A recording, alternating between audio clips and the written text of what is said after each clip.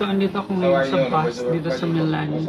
It's my first time riding a bus here in Milan, and basically, I took a bus because I need to go to the Philippine consulate here kasi wala na akong ibang choice. Kumbaga, I already did what I can when I go to the the Italo people, yung company ng train na sinakyan ko kung saan ko naiwan yung luggage. They gave me a calling card and also a website, so I tried to create an account there. Tapos, yung dalawang numbers doon, tinawagan ko din. But, automatic answer lang siya. Wala talagang tao. Tapos, instruction lang nung parang automatic answering machine na parang create an account here on the website, dalawang beses, ganun. Tapos, nag-end na yung call. So, wala akong nakakausap na tao. So, wala talaga akong choice.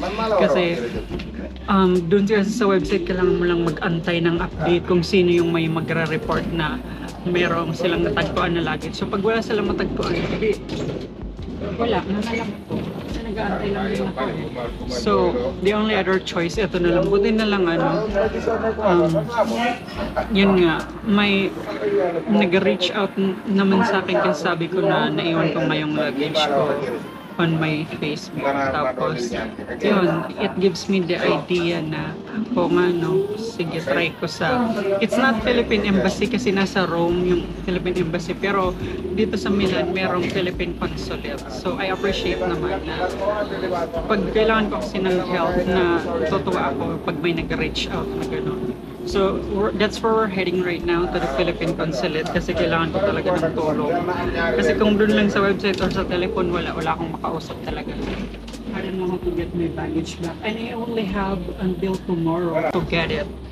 Hindi pwede na hindi ko siya makuha like before 10 a.m. tomorrow morning kasi ang flight ko going to Vienna tomorrow mga 12.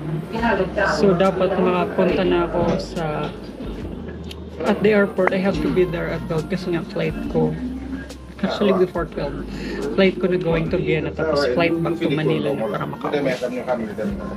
So, I don't know what's going to happen and I don't know what to do. Hindi ko na talaga alam kung saan ako pupunta kasi kailangan ko din ng pera. Andun yun sa luggage. Yung cards ko wala din dito. So,